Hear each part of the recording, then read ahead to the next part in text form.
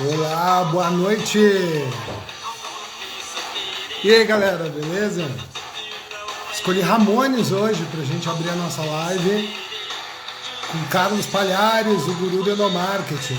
Daqui a pouco deve estar chegando convidado. Então, para quem assistiu a primeira parte, estamos seguindo hoje com a parte 2 de O Futuro de Endomarketing. Faltou tempo para tanto assunto, né? Então, hoje realmente a gente continua. E tenho certeza que vai ser um papo muito bacana, assim como foi o primeiro. O pessoal tá chegando aí, quem puder mandar um aviãozinho já manda. A gente deve ter surpresas aí durante a live em função das nossas metas de audiência. Então deve rolar sorteio. Já vou dando a dica. O pessoal tá gostando da trilha. Que legal. Um aviso na semana que vem, gente. Semana que vem eu vou ter um convidado muito bacana também, que é o Caio Infante. Tá? Dia 11, quarta-feira, às 20 horas. Vamos receber aqui o Caio Infante. E hoje o papo, então, como vocês sabem, é com Carlos Palhares, o guru do endomarketing. Então, sem mais delongas, vamos trazer o Paulista para falar com a gente. A solicitação aqui, vamos lá. Vamos lá, ó, Alana Palhares, deve ser parente.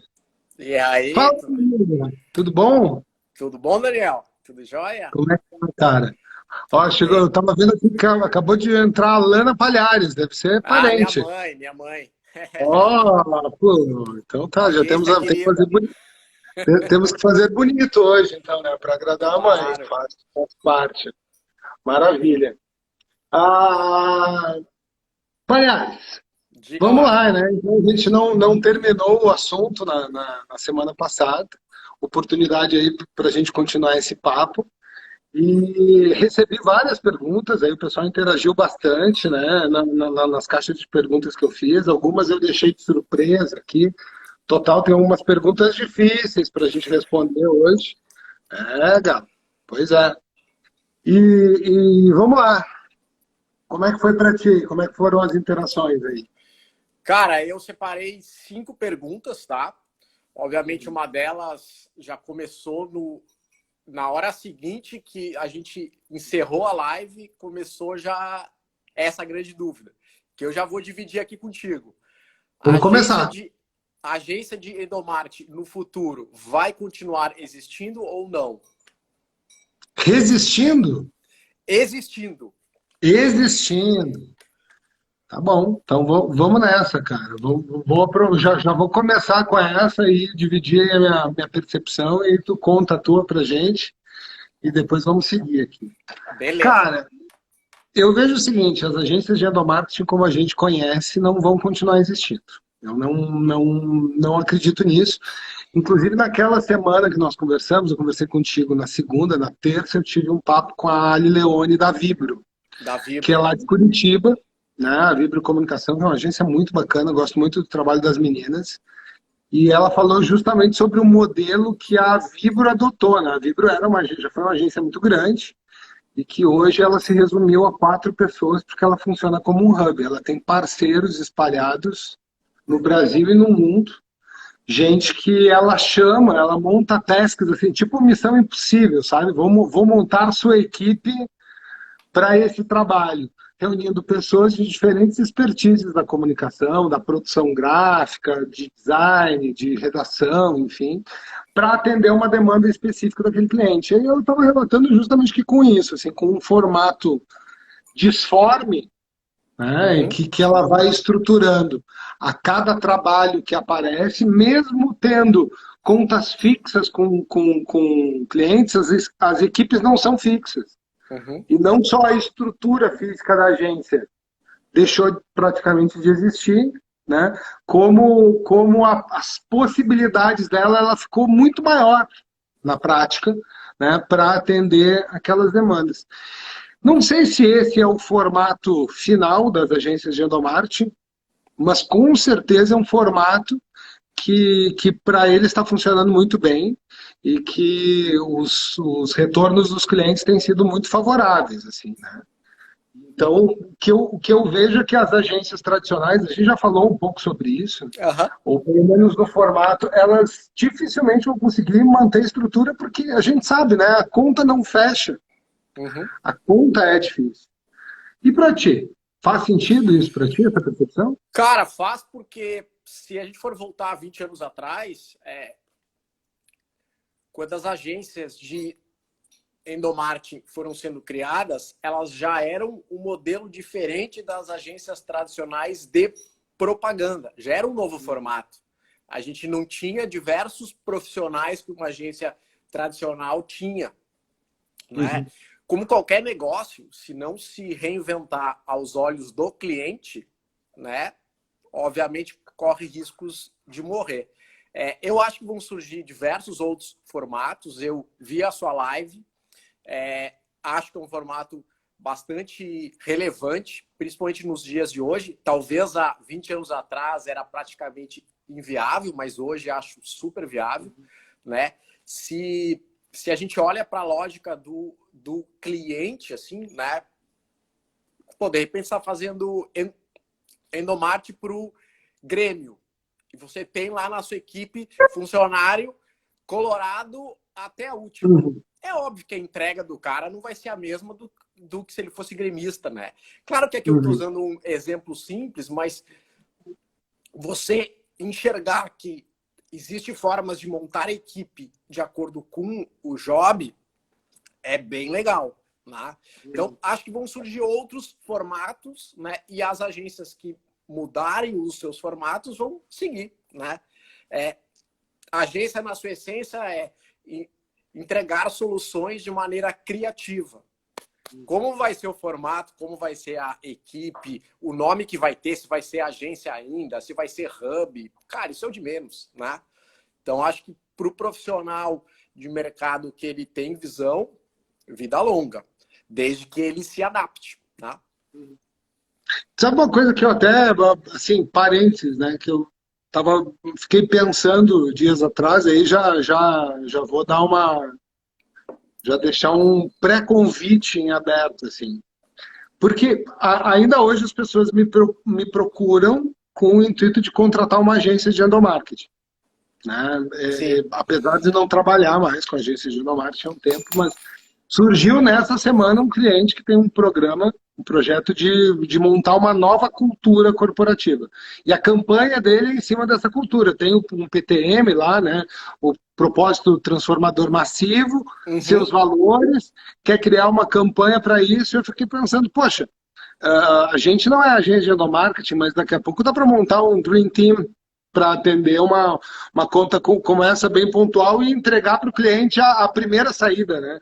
Tá aqui a Legal. campanha, tá aqui o teu conceito criativo, tá aqui o teu planejamento conceitual, estrutural, vai embora, leva para quem quiser, leva para um birô, né? Isso é uma possibilidade. Sem Mas dúvida. vamos lá. Minha pergunta, que foi uma pergunta até recorrente, assim, de várias pessoas que fizeram, que, assim, as pessoas sentiram uma falta, né, que ficou faltando na nossa live um desenho. Qual é o futuro do endomarketing, afinal? Né?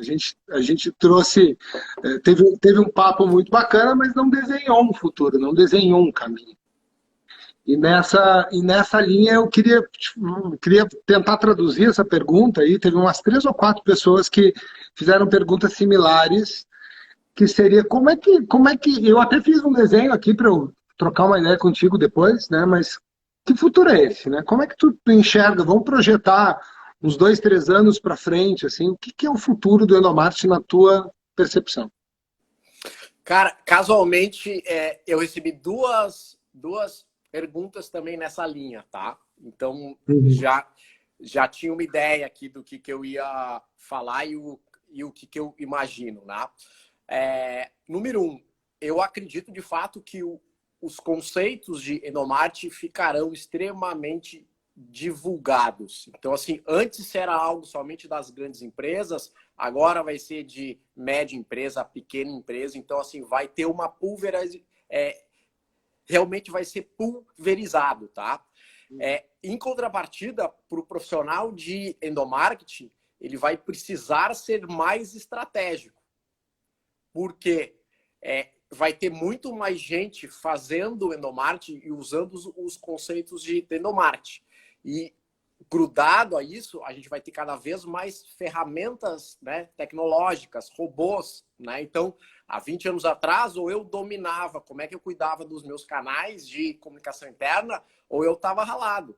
Daqui a 3 anos, eu vou ter robô que faz isso para mim, eu vou ter tecnologia que faz isso para mim, já tem hoje. Então, assim, para que eu seja um profissional que queira seguir na área e realmente crescer na área, eu vou ter que mergulhar fundo e ser estratégico. Porque vai ter muita gente com conhecimento básico colocando para rodar nas suas empresas, o que vai ser muito legal, vai evoluir bastante. Mas a gente vai ter que se aprofundar. Então eu vejo assim, cada vez mais difundido esse conceito e para os profissionais que querem realmente seguir na área, vão ter que mergulhar mais fundo. Não dá mais para ficar só em cima do canal, só em cima de comunicação. Vai ter que entender de business, vai ter que entender de gente, estratégia, né? Então, essa é a visão que eu tenho aí para 3 anos, tranquilamente. E você? Então, cara, eu até fiz uns rabiscos, ó, não sei se vai dar para mostrar, mas eu vou, caso eu esqueça algum ponto, eu acho que é importante. Então, primeiro assim, uma leitura de cenário. Acho que tem um cenário muito relevante que a gente precisa olhar, que é o seguinte. Primeiro, nós temos uma infinidade de startups aí, de tecnologias para recursos humanos, funcionando desde o recrutamento e seleção. GUP, Kenobi, Kenobi, empresas que começam já antes do colaborador entrar, e tecnologias que estão facilitando não só o onboarding, mas como a contratação do colaborador, que hoje o cara não precisa mais lá levar os documentos, ele faz foto, assim como para abrir uma conta numa fintech, né? Tu tira uma foto da tua identidade, tem soluções para isso. E aí, daqui a pouco, a empresa, eu não preciso estar levando colaborador, exame admissional, lá na sede da empresa. Então, e essas tecnologias estão pegando várias etapas da jornada desse colaborador, desde o recrutamento e seleção. Né? Passando pela admissão, solicitação de férias, o próprio colaborador faz. Temos também as tecnologias sociais, dentro e fora da empresa. Diminuindo cada vez mais, né, deixando cada vez mais tênue essa fronteira entre a comunicação interna e a comunicação externa. O cara que é um influenciador fora, muitas vezes pode ser um influenciador dentro também. Temos esse cenário do acesso à informação cada vez maior, que a empresa também não consegue mais colocar para baixo do tapete as suas ineficiências. Temos aí agora Glassdoor, né, antigo Love Mondays. Então, antes de entrar na empresa, a gente falou um pouco disso também na nossa live anterior. Tem esse cenário da infoxicação, que eu acho que é um fato, que pega a vida de todo mundo, né? É difícil selecionar o que eu retenho de informação ou não. Sem falar numa questão aí, para quem viu o Dilema das Redes, né, que é um filme tão relevante, o mundo se bipolarizando, e as fake news tão evidentes na empresa. Esses dias eu até participei, fui convidado pela SC Gás lá de Santa Catarina para participar de um fórum sobre fake news, levando a visão interna, né, de como a fake news ela se propaga dentro da empresa através da Rádio Peão ou da Rádio Corredor, como a gente conhece. Ou seja, é um cenário que, para ganhar a atenção do colaborador, a gente tem que ser muito, mas muito relevante mesmo. E aí eu fico pensando assim no padrão de iniciativas que normalmente a gente tem no endomarketing, o quanto esse padrão ainda é muito, quase para dizer assim, below the line, né? É muito básico. E aí o que eu vejo, assim, que nesse cenário tem duas coisas que se interconectam. Que são algumas premissas fundamentais que a gente vai ter que desenvolver e vai muito em linha com o que tu colocou, né? Primeiro que é um ponto que se a gente não der voz, se a gente não conseguir ouvir o colaborador, e tu tem feito alguns conteúdos sobre isso, inclusive, né? O quanto é importante isso ser verdadeiro, não ser só um enunciado. O quanto a empresa precisa ser transparente cada vez mais, já que ela não esconde a informação, ela não tem como esconder aquilo que está fora.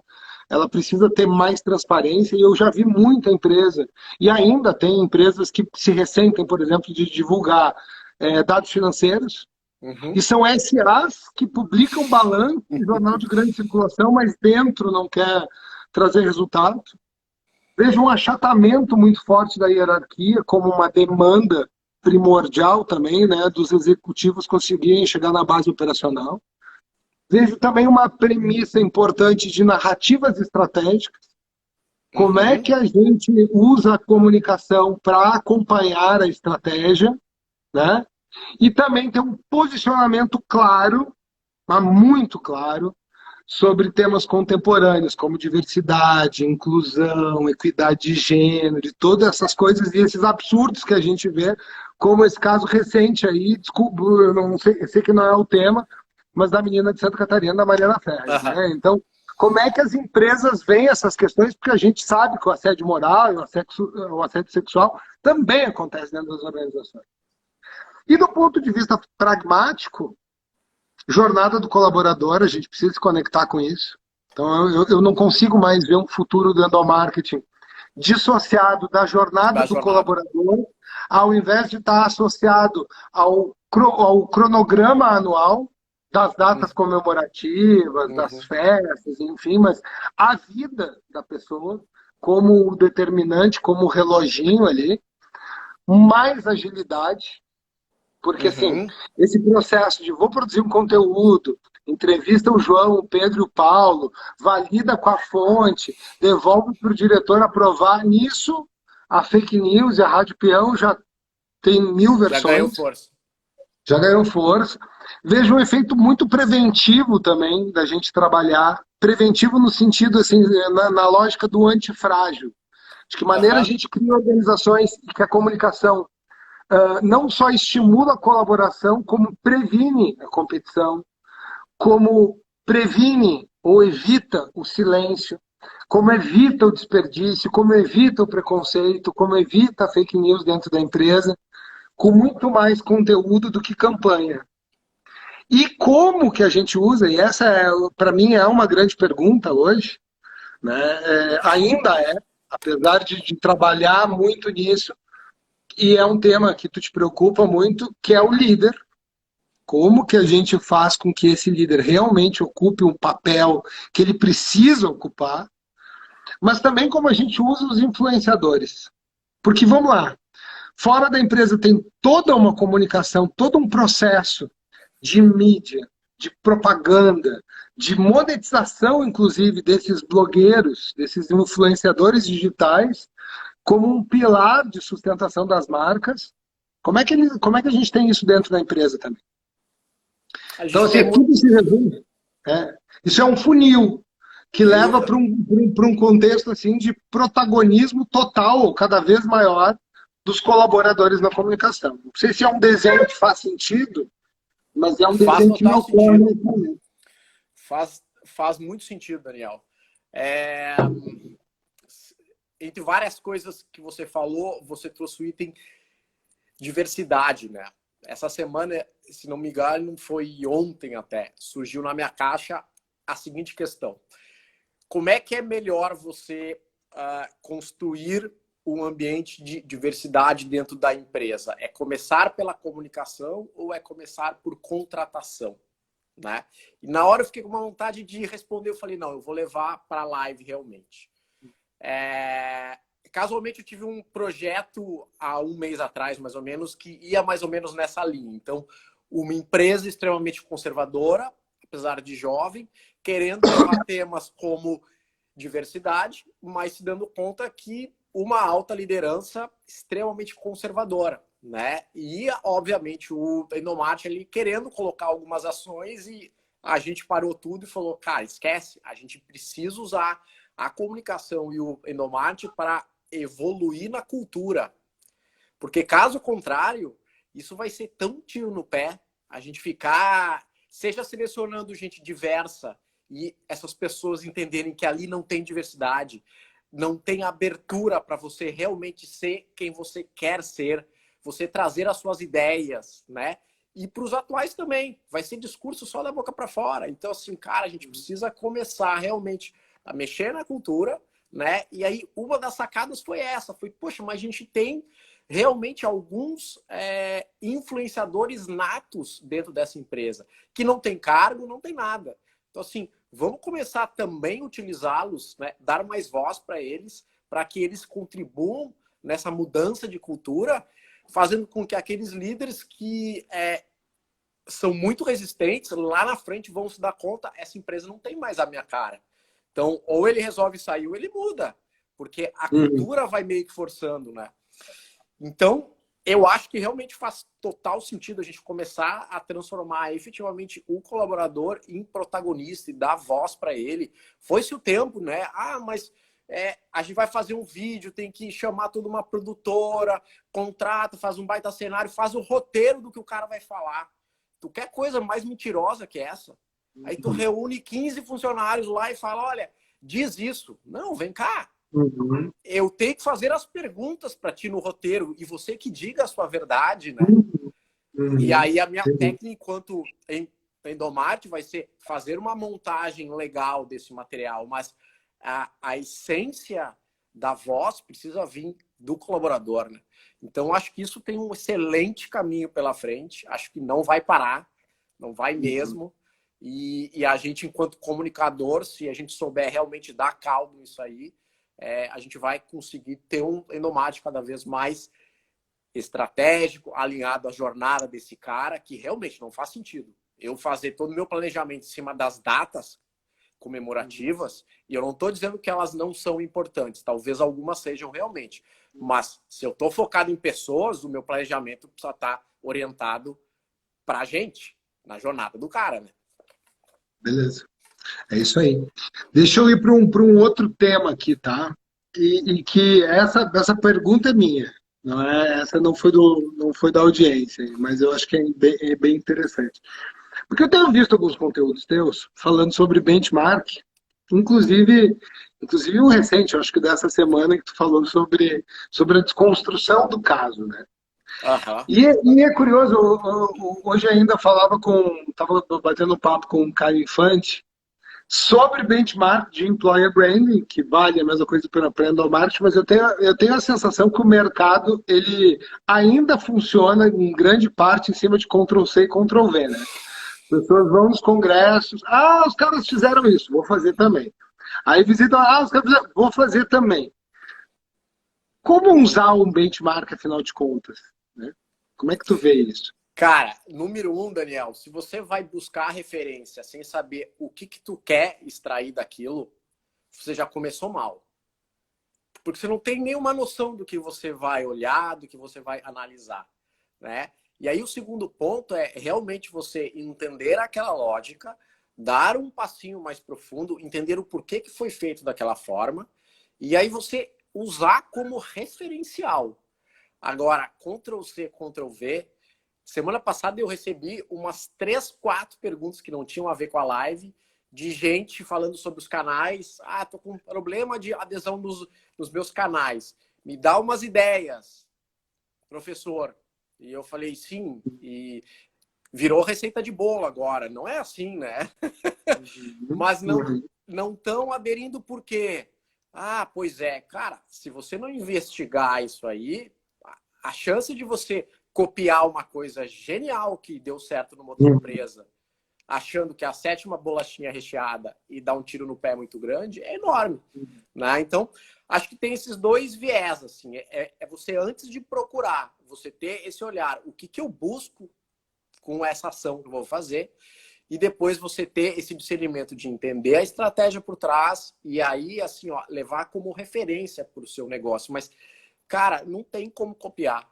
Precisa baixar a cabeça e o pior é que quem vai sem essa noção, muitas vezes volta pior.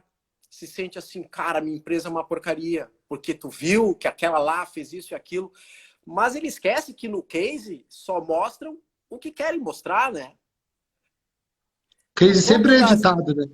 Não conta das dificuldades realmente, como foi, dos erros, das correções. E por isso que ontem eu eu acabei dando uma aula para os meus alunos que era desconstruindo o case. Eu vou montar o case ao contrário. Então, assim, a gente vai terminar no que foi mostrado, mas eu vou mostrar tudo que foi feito de estratégia, o porquê de cada item lá dentro, né? Não é receita de bolo mesmo. Então, essa é a minha visão. Não, perfeito. E eu vou muito na mesma linha, assim.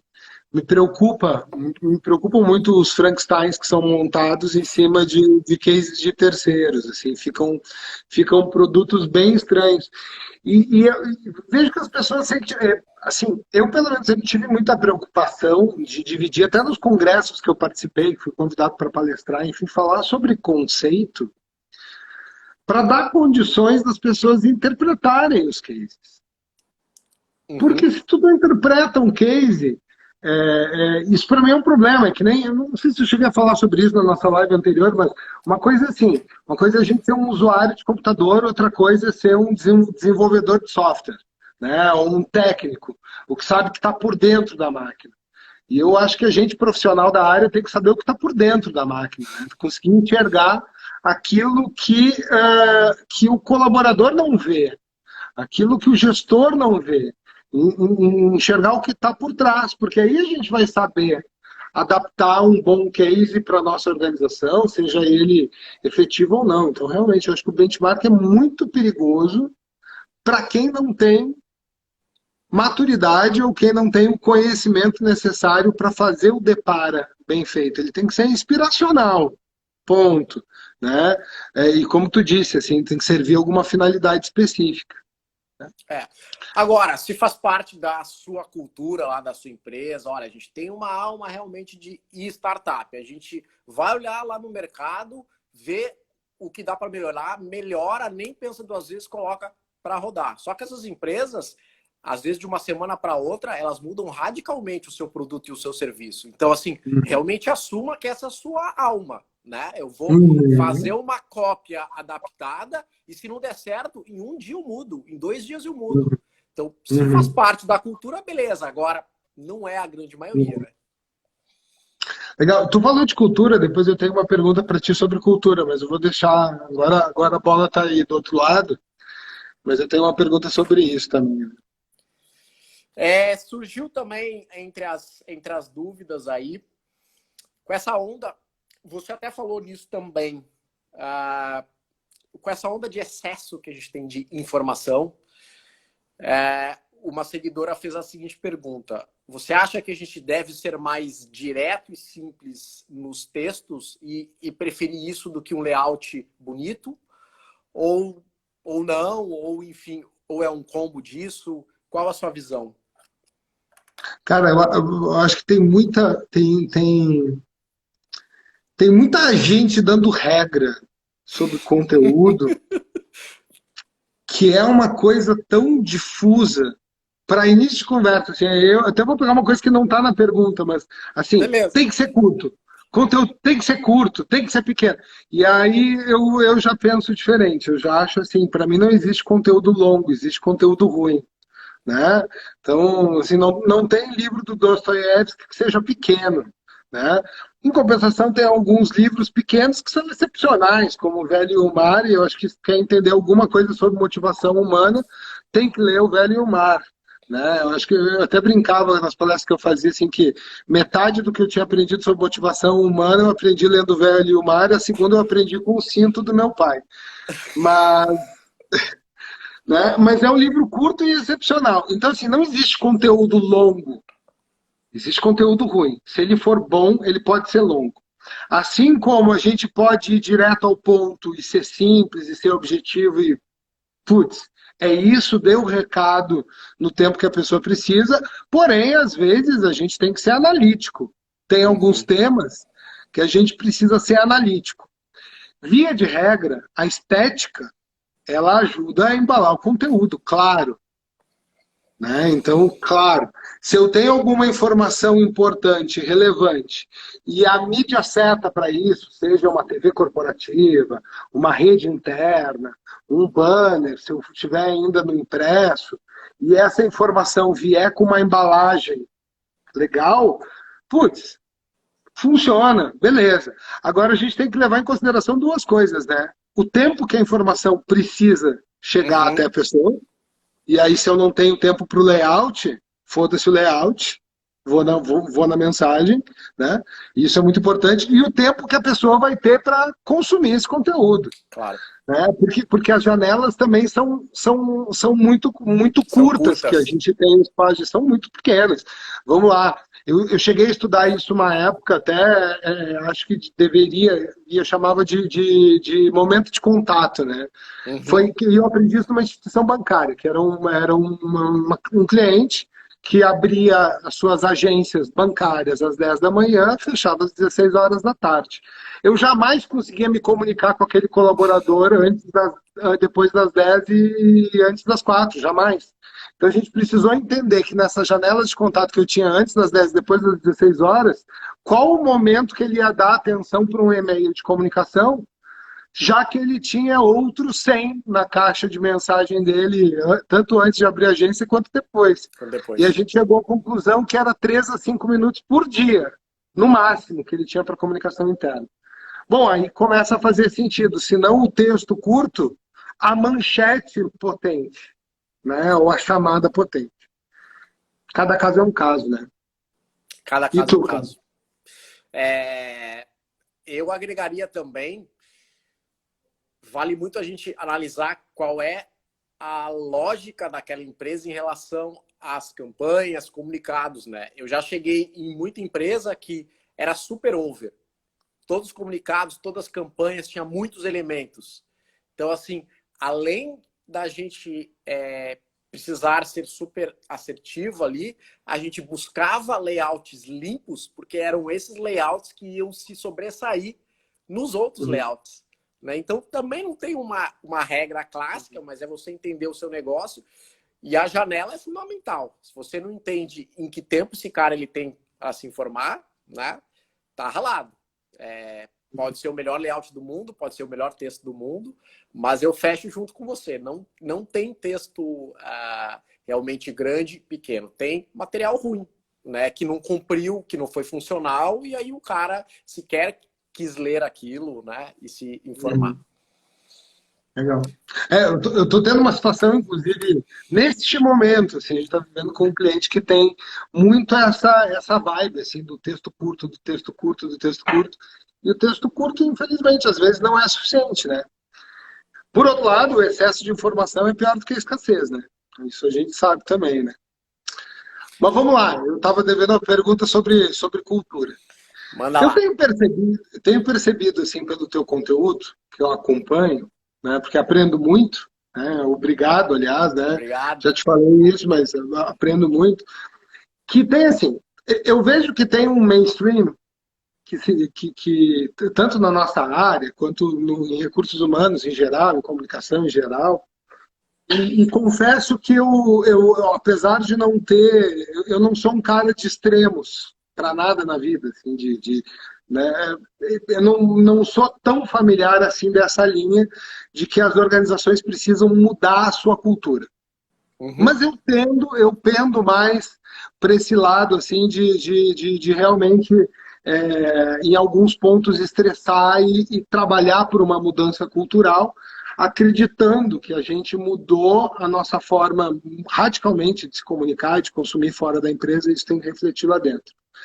Eu já te percebo, mas ao invés de tentando disruptar a cultura ou mudar as culturas, de trabalhar com as culturas, de trabalhar a favor.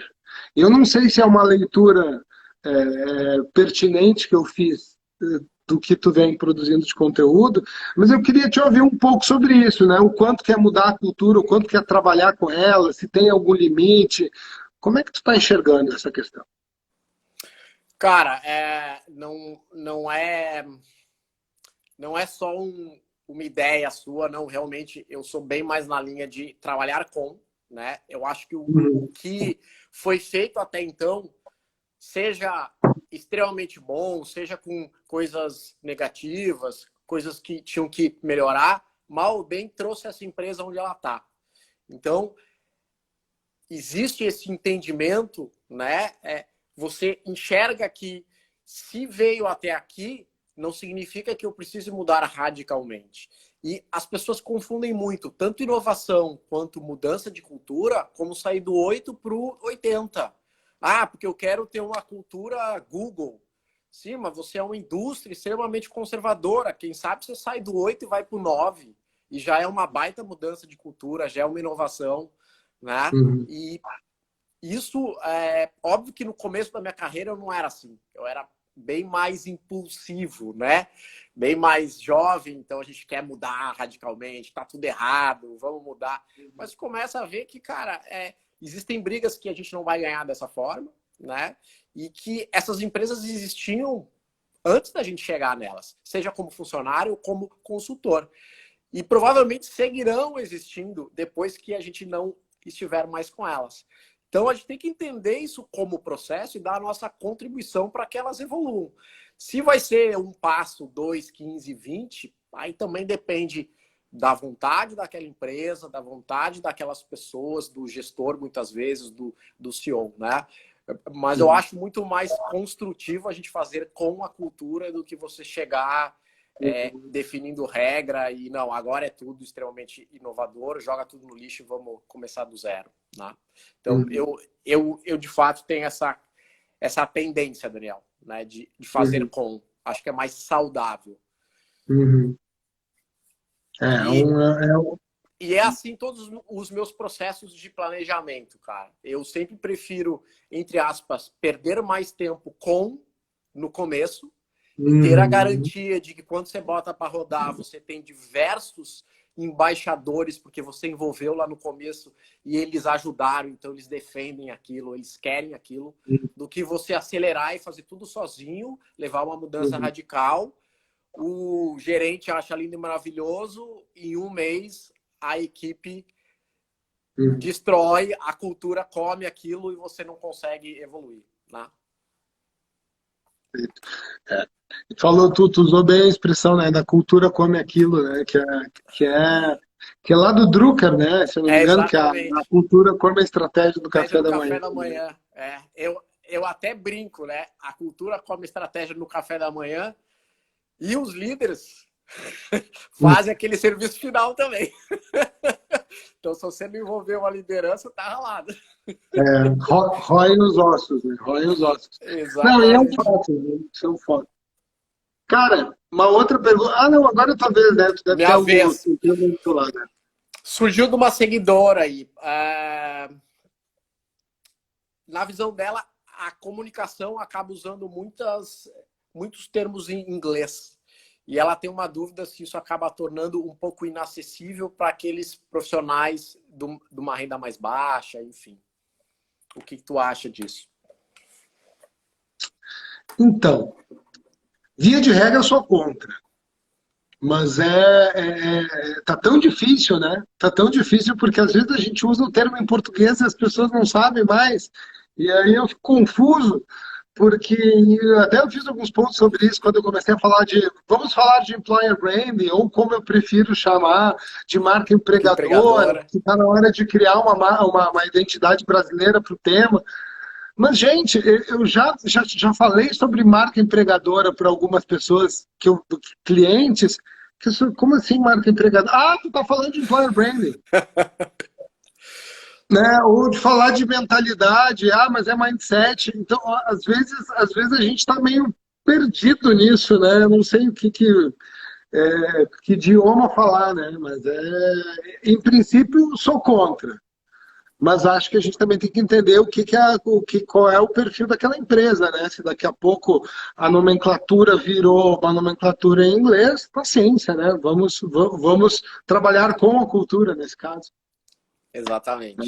E tu, cara, o que acha disso? Cara, eu vejo sobre dois vieses, assim. Um deles é a gente entender, claro, eu não vou comunicar para o meu público interno, principalmente se tem uma galera de baixa renda, exageros em inglês, né? Mas eu acho que para os profissionais da área, embora eu também não quisesse usar, não tem como remar contra essa maré, né? Então, assim, quando eu iniciei, eu me lembro a primeira vez que eu fui trabalhar que eu vi esse termo, benchmarking. Eu falei, que raio é isso, entende? E então, independe se você sabe inglês ou não, se você fala, às vezes você não entende aquele termo nesse novo contexto que você está chegando, mas também faz parte do seu crescimento profissional, né? Então, obviamente, você vai abrir o Google, vai dar uma olhada, tá, entendi. Se naquela empresa todo mundo usa aquela palavra, você vai ter que usar, né? Então, meio que não tem como remar contra a maré, realmente, né? O alerta que eu faço é esse, jamais leve para os colaboradores, claro, né? Se não faz sentido, não tem porquê. Mas na área, sua vez, Daniel. Vamos lá. Também pergunta de seguidor. Tá. E aqui é uma pergunta difícil, mas vamos tentar, assim, porque ela chegou mais ou menos, eu vou ler com as palavras que vieram. Tá bom. Que veio para mim pedindo assim, ó, essa eu quero ver na live também. Se você fosse o decisor de endomarketing de uma empresa, com recursos adequados, aí estou entendendo que assim, não tem pelo menos uma grande restrição financeira, ou de pessoas, ou de tecnologia, né? O que você faria? Conta um pouco como é que seria ser um mundo ideal se você fosse o único decisor de endomarketing de uma empresa. Cara, uma coisa que defendo bastante é a gente fazer um exercício de como se fosse uma planilha base zero. Eu acho que a gente acaba entrando, quando a gente está dentro de uma empresa, nessa ciranda. Eu vou pegar tudo que foi feito ano passado, eu replico, e é geral, é para verba. Então, eu tinha 15 projetos para essas áreas, então eu vou ver se eu consigo lá com a diretoria mais 10% em cima, 15%, e os projetos acabam sendo muito parecidos. Então, a primeira coisa que eu tentaria fazer era isso, é um exercício. Cara, se eu fosse iniciar hoje, esquece, eu não estou na empresa, eu estou começando hoje. Vamos analisar essa empresa, analisar o contexto, o que eu começaria fazendo, né? Então, eu iniciaria por aí. Eu acho que, de novo, aqui não tem receita de bolo, né? Eu não perderia em nenhuma hipótese a chance de conversar com diversas áreas, entender quais são os projetos dela, conversar com a alta direção, entender qual é o grande foco do ano e já iria construir todas as ações orientadas para a estratégia, né? Então, assim, talvez, poxa, é realmente uma empresa que ela está com dificuldade de reter funcionários, ela já não consegue. Bom, certamente nós vamos trabalhar a marca e empregadora nisso aí, certamente a gente vai ter um foco em cultura naquele ano muito forte, né? Então eu faria isso, assim, tentaria olhar como se eu fosse virgem realmente naquela empresa. Cara, nada me prende, eu tenho recurso, então esquece, eu não vou seguir fazendo o que eu sempre fiz. Se fosse começar hoje, e aí faz um raio-x legal, mas não aquele raio-x bobo, né? Vou fazer uma grande pesquisa só. Não, fala com as pessoas, fala com as áreas, entende os projetos, entende? E aí, cara, baixa a cabeça e desenha uma coisa alinhada. Eu acho que você tem muita chance de você começar a fazer um endomarketing muito mais estratégico, muito mais orientado tanto para a empresa quanto para o público interno também, do que você seguir fazendo porque você sempre fez, né? Eu sempre fiz Semana do Meio Ambiente. Eu não estou dizendo que não é importante, mas será que, né? O cara meio que vira no automático. Não, porque agora todo mundo celebra todas as datas. Outubro, novembro amarelo, outubro rosa, de novo. Não estou dizendo que não é importante, mas meio que virou commodity, né? Todo mundo faz, eu faço. Tá, mas para o seu negócio é estratégico, né? Então eu iniciaria por aí, Daniel. E você? Vira escravo do calendário, né? Vira escravo do calendário, cara. É. Vira escravo do calendário e vira escravo dos veículos também. Eu sempre devolvo isso. Mas eu não aguento, eu perco muito tempo atualizando os veículos. Eu falo assim, olha só, veículo de comunicação interna ou foi criado por você ou algum colega seu, ou foi criado pela sua área. Alguém um dia tinha uma necessidade de se comunicar com um funcionário e criou aqueles veículos. Então, você não pode usar uma atividade sua como desculpa para não fazer o restante. Então, para tudo e reveja. Mas você está refém dos veículos. Sim. E se tu parar para pensar, sabe uma coisa que eu acho muito curiosa, assim, das histórias dos veículos nas empresas, que eu acompanhei, assim, é que normalmente, quando a empresa identifica que tem um problema de comunicação, e ela sempre identifica um problema de comunicação, é E que a sempre vai ter, solução né? também a solução normalmente é a mesma, que é fazer mais comunicação. E não repensar a comunicação. E aí, para preencher essas lacunas, é mais um veículo. Ah, está fazendo. As pessoas não estão muito a par do nosso programa de qualidade. Então, vamos criar um boletim por e-mail do programa de qualidade. E aí, daqui a pouco. Eu já tive casos assim, de fazer um mapeamento de canais de uma empresa grande, 27 mil colaboradores no país inteiro, que tinha 31 canais de comunicação Nossa. entre corporativos, regionais, e aí tinha coisas assim que tinha um canal da filial de Florianópolis, por exemplo, que eles pegavam, recortavam uma newsletter do corporativo e colavam num cabeçalho de Florianópolis, porque as pessoas, como não liam o corporativo, liam o que era de Florianópolis. E aí era o mesmo, ou às vezes era uma carta do presidente, que tinha a assinatura do presidente dentro do canal. Horror, assim. Era umas matriosca, comunicação era uma matriosca. Você vai tirando os bonequinhos ali e a mensagem tá lá no fundo, é um saco, né? Sem falar das saladas de logo que os clientes fazem, né? Saladão de logo para Logo tudo. para tudo, né? Para tudo, logo para tudo. É o logo da comunicação, é o logo do programa. E aí eu já tive campanhas assim que era um programa anti-tabagismo, que tinha um nome, sei lá, programa Respire Bem, que Uhum. fazia do programa Viva Mais, que era um programa de qualidade de vida, que fazia parte do pilar de bem-estar de recursos humanos que tinha um logo. Então, a peça ia com o logo da empresa mais 4. Nossa. Não, Mas como... e aí a gente volta lá naquele assunto, né? Até que ponto nós da comunicação não estamos complicando a comunicação?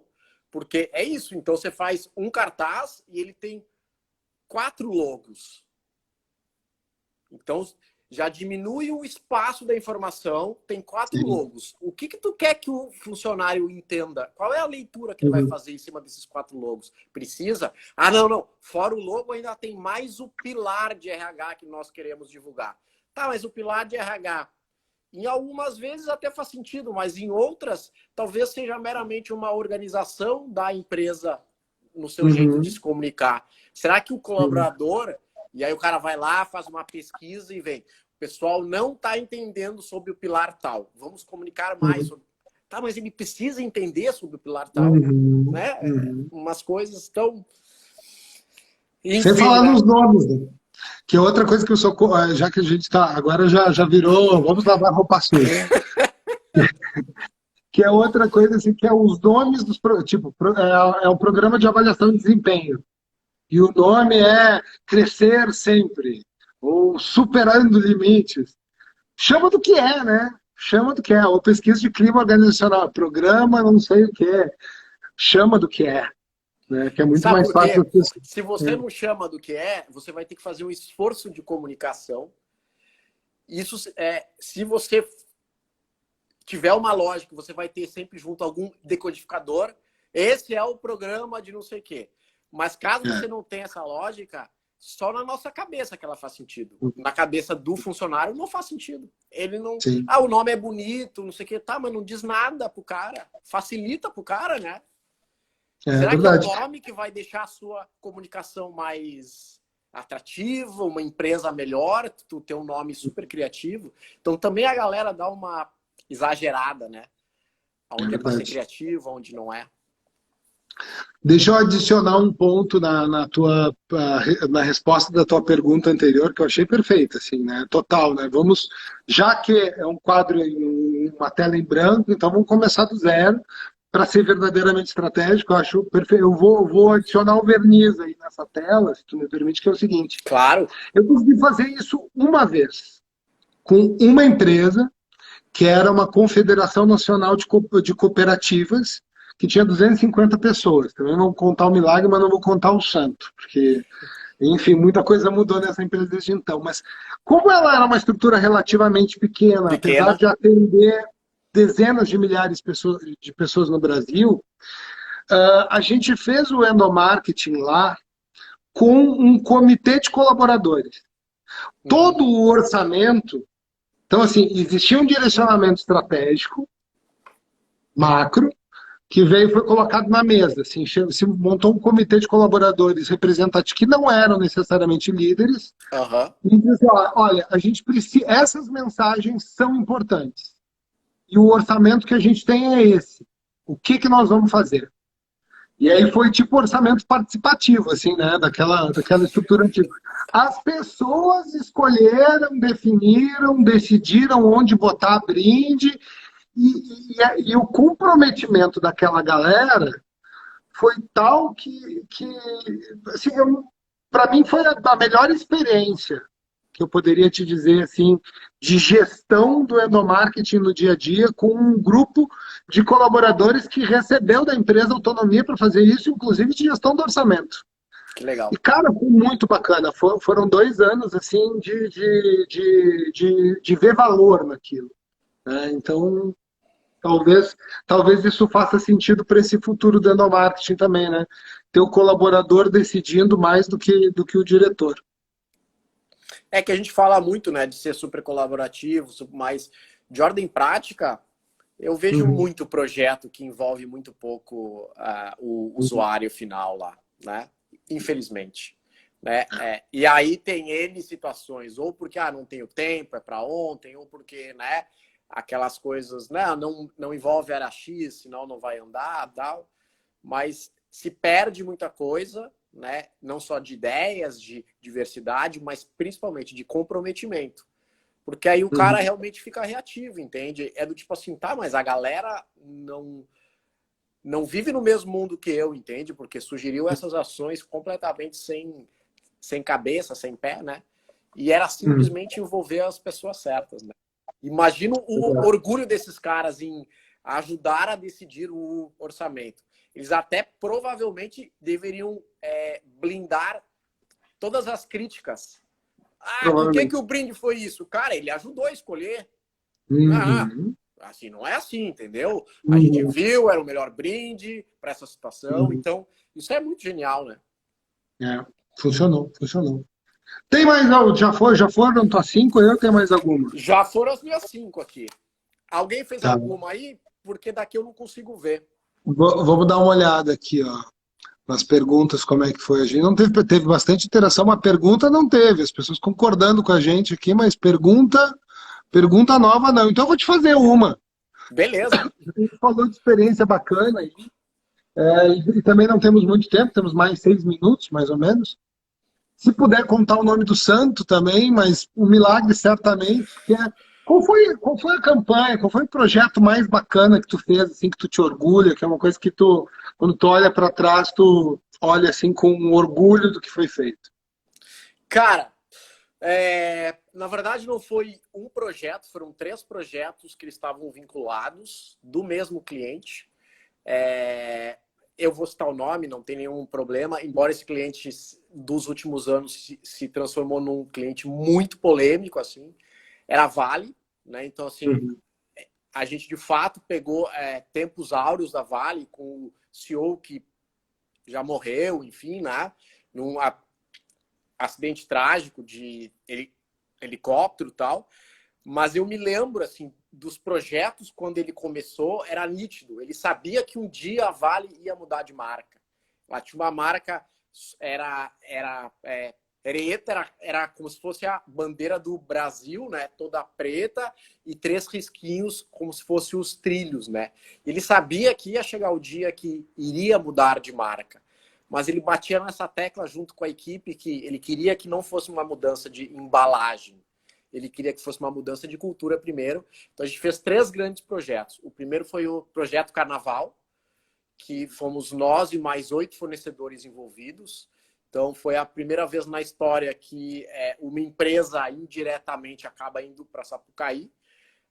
Obviamente eles deram sorte, porque se deram conta que, embora a Liga das Escolas de Samba proibisse, né, usar o nome de qualquer empresa, a Vale se deu conta que ao contar a história da mineração na avenida, estaria contando a história da Vale e eles poderiam usar no samba-enredo o verbo valer, né? Então, assim, embora a empresa chamasse Companhia Vale do Rio Doce, todo mundo chamava de Vale. Isso foi em 2003.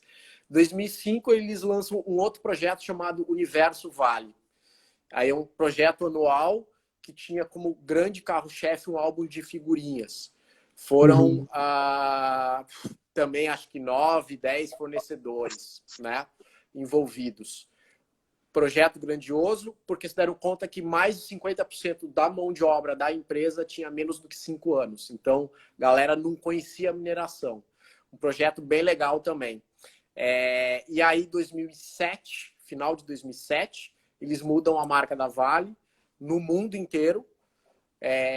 Eram, se não me falha a memória, 13 fornecedores. Um fornecedor foi contratado só para fazer gestão dos outros 12 fornecedores. Era surreal. A gente tinha reunião toda segunda-feira no Rio e era uma cobrança, assim, agência tal, cadê o material que a agência Y precisa para a semana? Ah, não está pronto. Cara, semana que vem você tem que estar pronto. Né? Então, mais um projeto para mudar a marca em 36 países, enfim. Então, bem legal, assim, tudo que foi feito, né? Claro que depois muita coisa mudou, mas esse foi emblemático para mim, porque antes da Vale eu atendia a Petrobras. E quando a gente começou a trabalhar para a Vale em 2003, eu achei que ia ser uma empresa muito morosa. Muito, né?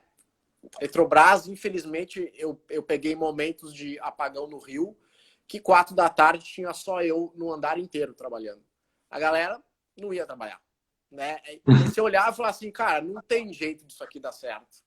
Vai dar problema, normal, né? E aí a gente pega a Vale e uma empresa gigantesca igual, mas os caras muito afim de fazer. Então, acho que esses 3 projetos na Vale foram bem emblemáticos, assim, de você realmente sentir orgulho do que estava sendo feito ali. Bacana, que bacana.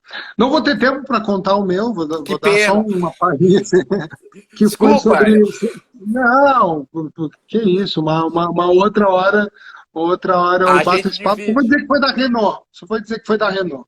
Uma campanha para a Renault, para a América Latina, que foi muito bacana, chamada O Futuro é Aqui. Mas um dia eu conto ela. Palhares, muito obrigado aí por esse papo, muito obrigado por essa troca. Que bom que a gente teve oportunidade de se encontrar aí tantos anos depois. E quem sabe, né, seja o segundo de outros tantos, né? Porque é muito bacana essa troca contigo aí. Beleza. Semana que vem você está fazendo aula, né? Eu dou, então. Foi bom ter colocado. Foi bom. Eu tenho uma live na semana que vem, a agenda é assim, ó. Quarta-feira eu tenho uma live com o Caio Infante para falar sobre Employer Branding e na quinta-feira, dia 12, uma Masterclass. Já ficam avisados aí, às 20 horas, tá aqui no feed para as pessoas se inscreverem. Eu vou ter em 2 horas de conteúdo aí, vou tentar resumir 20 anos de experiência, 2 livros, 8.000 líderes treinados, em 2 horinhas aí, para o pessoal, para provocar a galera aí a fazer uma reflexão, só se inscrever. Estão todos convidados, vai ser um prazer te ter na turma, se tiver disponibilidade aí também. Ah, que bacana. Então é só clicar ali no link e se inscrever. Obrigado, galera. Obrigado, Palhares, mais uma vez. Perfeito, Daniel. Um abraço, cara. Até breve. Até breve. Tchau, tchau.